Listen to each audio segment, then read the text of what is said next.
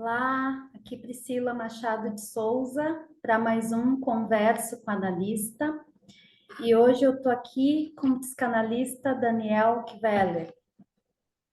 Ele é doutor em Psicologia Social e Institucional e também professor em cursos de graduação e pós-graduações. Hoje a gente vai conversar sobre uma publicação dele, uma obra que saiu em 2022 pela editora Devires.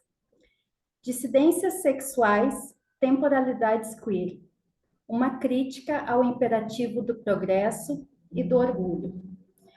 Bom, Daniel, seja super bem-vindo a mais essa edição do Converso com Analista. E a ideia é conversar sobre o teu livro e, de alguma forma, poder fazer não só a divulgação dele em si, mas também das tuas ideias, que eu acho bem ricas e plurais e, ao mesmo tempo, como tem no título, né, dissidentes. E vejo isso com bastante importância no campo, né, que com tanta facilidade pode ser achatado pelas boas intenções do ativismo que todos temos, né? Então eu começo assinalando uma frase que me impactou bastante na introdução do teu livro e que acho que ela, de alguma forma, dá o tom da tua busca, né? Uma frase que, lida ingenuamente, pode nos levar a um lugar, inclusive motivacional, mas que, como espero que tu possa nos contar, não é bem assim. Tu falas, para ser gay, um tipo bom de gay, um gay com futuro, é preciso ser feliz ou pelo menos acreditar que a felicidade nos aguarda logo adiante. Tá, seja bem-vindo e a palavra está contigo. Então, primeiro te agradecer, né, Pri, pelo convite, né? Estou feliz de estar aqui batendo esse papo contigo e falando um pouco sobre o livro, que na verdade é baseado na minha tese de doutorado, né, com algumas alterações, com algumas mudanças, mas basicamente o trabalho que eu desenvolvi durante o doutorado. E, bom, eu acho que tu já selecionou uma frase que eu acho que resume uma das principais ideias do livro, que é questionar, de certa maneira, quando que o orgulho, né, quando que e a felicidade se tornam imperativos dentro de um certo modo de subjetivação da comunidade LGBT, de modo geral, né, mas para os homens gays, principalmente, né? Então, basicamente, o que o meu livro argumenta, né, o que o Dissidências Sexuais, Temporalidades Queer argumenta é que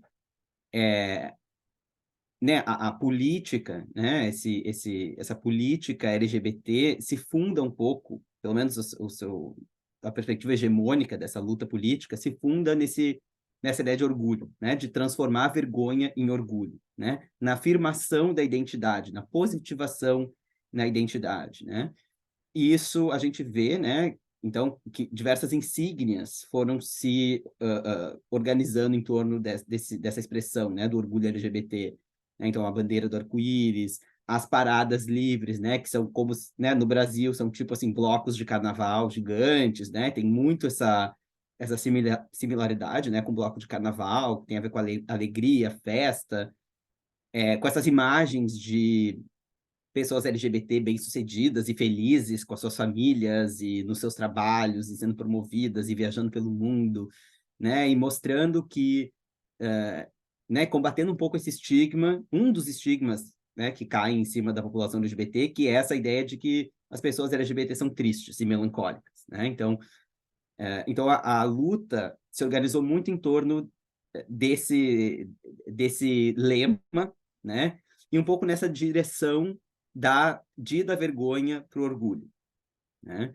E nisso e isso se aproxima também um pouco com o que alguns autores, que não estão nos estudos queer, né, mas que vão falar, também alguns estão, mas enfim, não se restringe a esse campo, vão falar um pouco da ideia de como o imperativo da felicidade, né? Essa positividade tóxica que algumas pessoas falam, funciona também como um operador essencial desse modo neoliberal de produção de subjetividade, né? Dessa hiperpositividade, hiperprodutividade, né? A felicidade como o maior bem a ser conquistado no neoliberalismo. Então, isso também vai influenciar um pouco, vai se confundir em certos momentos com esse ideal do orgulho, né?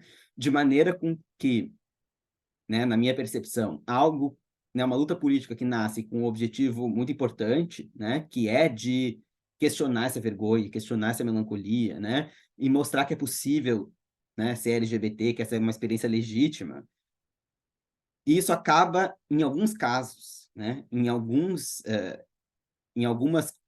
contextos, se transformando também num certo guia de como ser LGBT, né? Então, é quase como a saída para a homofobia, né? Seria, então, esse caminho do orgulho, da felicidade. Então, a gente vai ajudar os gays a serem felizes, e nisso se produz, então, um certo modelo de como ser um gay liberado, né? Um gay que supera a homofobia, né? Um gay que se Gay aceita, resolvido. um gay bem resolvido, né? Um gay analisado, né? Assim, um gay que já resolveu a sua questão com a homossexualidade e vive como qualquer outra pessoa, né? Então, o meu livro, ele parte de um certo diagnóstico dos anos 2000, né? De que é já um momento em que já não tem mais só a questão da heteronormatividade como um fantasma, mas também da homonormatividade, né? Nessas certas normas de como ser gay, né? Como ser gay é aceito, né? Como ser um bom gay. E isso está relacionado a várias questões, tá? Mas uma delas vem com essa ideia da felicidade, né? E aí, como tu assinalou, né? Eu acho que isso é um pouco um efeito colateral, né, do ativismo, da maneira como o ativismo se colocou, né? Então, isso é claro que é uma crítica ao ativismo, mas não uma crítica destrutiva, né? Porque eu acho que qualquer ativismo se baseia numa afirmação e toda afirmação produz um resto, né?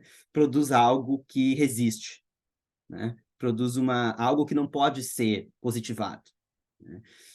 E a minha tese, então, e o material que está nesse livro, visa justamente pensar esse resto, né? Isso que fica, né? Esses outros afetos que insistem, isso que não se resolve, que nunca se elabora, né? E que perguntas isso coloca sobre o que é ser gay nos anos 2000, né? Agora a gente viu o mês de junho, todos os bancos, os restaurantes, todo mundo com bandeiras arco-íris, né? Então, se questiona um pouco sobre qual é o outro lado da moeda disso, né? Acho Então, que e também desculpa interromper, mas fala um pouco sobre, principalmente sobre os afetos ditos, considerados negativos, né? Então, como a vergonha, como a tristeza, o trauma, e busca não positivar esses afetos, mas pensar o que esses afetos nos mostram, nos dizem sobre os tempos atuais e sobre os desafios também, né? Do ativismo, de certa maneira.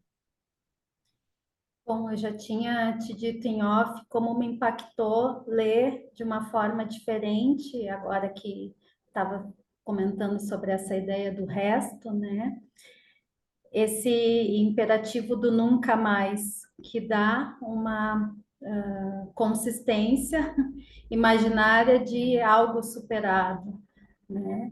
E também trazes a ideia de um rumo dessa noção de orgulho como um otimismo compulsório e que a gente pode pensar, né, como uma venda de um ideal que segue casado com tantas outras coisas que visamos combater na realidade, né? Uhum. Isso do nunca mais é bem interessante, porque é um paradoxo, né, do ativismo, né? Porque a gente diz nunca mais, né? A gente não volta para o armário, a gente não vai mais ter campo de concentração para homossexuais, a gente não vai mais aceitar isso nunca, não deve mais ser permitido, né? A gente vislumbra um futuro sem homofobia ou sem LGBTfobia. Ao mesmo tempo em que a gente diz nunca esqueceremos, né? A gente escreve livros, agora no Brasil está super forte, né? Essa historiografia LGBT, né? Historiadoras e historiadores têm se dedicado a contar a história, né? Contar a história do Brasil a contrapelo, a partir de uma perspectiva queer, assim, por assim dizer, mas também de contar histórias que foram apagadas, né, por um certo olhar hegemônico, historiográfico, heteronormativo. Então, há um resgate da história. Então, tem esse paradoxo do que a gente vai deixar para trás e, ao mesmo tempo, carregar conosco, né? E a gente pode pensar sobre os termos que a gente usa, né? O termo homossexual, por exemplo, é um termo que vem da psiquiatria, né? O termo homossexual, ele surge ali em meados do século XIX, dentro dos manuais de psiquiatria, né?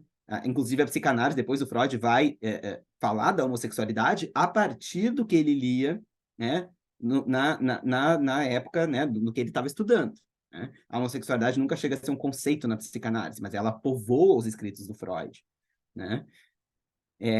E o queer também, né, de certa maneira, né? O queer, que dá nome à teoria queer, mas também hoje tem pessoas que se identificam dessa maneira, é um insulto, né? Era um insulto, né? O queer significa bizarro, estranho, em inglês, mas ali no século XIX, século XX, era usado como uma forma de insultar as pessoas que tinham uma expressão de gênero ou sexualidade diferentes da norma, né? Então, há uma ressignificação dessas categorias, homossexual e queer, ou bicha, enfim, né? Que seja, né? Assim como a gente vê uma ressignificação da palavra travesti, uma afirmação dessas palavras, e que, em certa medida, a gente tenta limpar essas palavras da sua conotação negativa. Só que a gente, ao mesmo tempo, a gente quer usar essa conotação negativa como uma forma de afirmação, né? Então, se dizer bicha, né? Usar esse termo que carrega essa questão negativa. Então, a gente está sempre lidando com o que a gente quer deixar para trás, o que a gente quer carregar, né? E eu acho que esse duplo imperativo, assim, né, nos deixa numa cilada muitas vezes, né? Com perguntas sobre quem a gente quer ser, sobre quem que a gente é, sobre o que fizeram com a gente e que destino a gente pode dar para isso, né? E que, embora a gente se venda esse ideal de superação, né, de que a gente pode superar isso, a gente sabe, partindo da perspectiva da psicanálise, que a gente nunca supera totalmente, né? A gente reescreve, né? Mas a gente pode dar outro destino, né? Mas a gente não se desfaz tão fácil assim, né? Da Sim. nossa história. Esse nunca mais, né? Se a gente expandir, lembra isso. Mas também agora, enquanto tu estavas mencionando a questão dos termos, como também já tive amigos que não só não se ofendiam com o termo viado, como até queriam ser chamados de viado, viada, enfim. Uma apropriação que se bem lida com a parte que dói da palavra, também tenta fazer algo, né? E a palavra gay, que na origem é alegre, que a gente até acaba esquecendo, Uhum. num contraponto com o imperativo de ser feliz, de ser alegre a qualquer custo, né? Então, Uhum. acho que a tua reflexão acaba tendo uma visada importante nessas discursividades no que a gente faz com essa Uhum. palavra que, bom, além de que não vai se acomodar porque alguém resolveu que existe um jeito de ser bicha, de ser uma Uhum. bicha feliz, também vai estar sempre pulsando em novas formas de sofrimento, né? Uhum. E são as formas que aparecem para gente na clínica, né? Eu digo muito isso, assim, entre o pessoal que também estuda questões da interface psicanálise e gênero, né? E esse resto, né, que não tem lugar no discurso ativista, vai aparecer na clínica, né? Então, a clínica é um lugar muito rico também para pensar essas questões, né? Muito do que eu desenvolvo na tese, embora eu não trabalhe com casos clínicos, a clínica foi uma inspiração, né? E acho que a gente vê isso não só com a questão LGBT, né? Eu acho que com todos os grupos minoritários, né? A gente vai ver que o resto, né, o que não cabe no discurso militante, vai aparecer para a gente, o que nos também coloca numa posição importante, né? No sentido de esse resto ter um lugar, né? Esse resto ser falado. E eu acho que a psicanálise é um instrumento muito potente, né? Porque eu acho que a gente tem uma desconfiança com essas promessas de felicidade, com essas promessas de redenção, com essas promessas de clausura né? E a gente sabe o quão totalitário essas promessas podem ser e sedutoras ao mesmo tempo, né? Então, por isso que eu acho que a psicanálise é militante da brecha, da lacuna, né? Em certa medida, de causar uma fissura, né? Eh, né? Não sei se poderia, se existe uma, talvez isso seja o contrário, seja um oxímoro, né? Assim, no sentido de que militante e brecha, né? Talvez sejam palavras contraditórias, né? Mas eu acho que a gente insiste um pouco no resto, né? E tanto Freud, a gente pode pensar, né, no mal-estar na cultura, que é um texto, então, que o Freud vai falar disso, né? De que a gente pode procurar soluções, a gente pode amenizar o sofrimento, o mal-estar causado pela vivência no laço social, né? Por essa experiência, né? De estarmos todos unidos uns aos outros de alguma maneira, né? Mas a gente não tem como acabar com isso, né? A gente não tem, a psicanálise ela não tem uma cura, não tem uma promessa, né? Ela tem uma possibilidade de viver diferente, de lidar de maneira diferente, de achar um caminho, né? De fazer, aprender a fazer diferente, né? E o Lacan eu acho que ainda é mais direto, né? Porque ele vai fazer a crítica, né, da psicologia do ego, assim, né, que vai florescer nos Estados Unidos, e ele vai dizer, olha, essa psicologia está alinhada com essa ideia do happy ending, né, do American Way of Life, né, e a psicanálise não pode se alinhar com isso, né, porque, assim, é antitético, né, assim, é contraditório. Então, eu acho que a psicanálise é super importante nesse debate, e eu insisti muito na psicanálise, porque no Brasil tem essa questão de que a teoria queer ela se afastou muito da psicanálise, né? Nos Estados Unidos elas estão muito próximas. Nem todas as vertentes, é verdade, mas em boa parte, sim. E aqui no Brasil esse diálogo ficou muito, enfim, eu acho que também por questões políticas, né? Então, também porque no Brasil a teoria queer chega em outro momento e muito focado em questões mais difíceis para a psicanálise, como a questão da variabilidade de gênero, das transidentidades, né? Então, isso afastou, talvez, os campos. Mas eu acho que é muito importante que esse diálogo volte a ocorrer, né? Para arejar a psicanálise, mas também para arejar a teoria queer, né? E para cutucar e para trazer um pouco de incômodo, né? Então, isso também foi um dos objetivos do livro, assim, produzir essa interface assim tão complexa, mas também tão importante. Muito, muito, porque como psicanalistas, a gente às vezes adora deitar no berço esplêndido da psicanálise e achar que ela é linda, resolve tudo. Então, autores e pensadores vibrantes, como é teu caso, ajudam muito nesse percurso de um campo que não está acabado. A psicanálise não terminou de ser teorizada, de ser pensada quando Lacan morreu, né? Para quem é lacaniano, isso inclusive, pensando nisso. Então, a gente precisa poder se deixar levar pelo que vem da clínica e acho fundamental essa tua reflexão de que o resto do ativismo vai parar no divã. E com isso a gente pode ter, com o teu livro, uma esperança de, como posso te dizer, de uma apropriação menos ingênua também, né? Dessas narrativas lineares de progresso, como tu trazes, de que as coisas vão melhorar. Isso em Uhum, todos os ativismos, porque coisas que tu mencionavas sobre o como ser gay, como analista negra, também recebo essas ressonâncias, seja no divã uhum, ou no campo da cultura, ou quando estou fazendo uma fala, em relação a como é ser negra, como é ser uma mulher negra. Então, tem uma mestria que, como tu uhum, fala, seduz muito e que quer nos colocar numa nova caixa.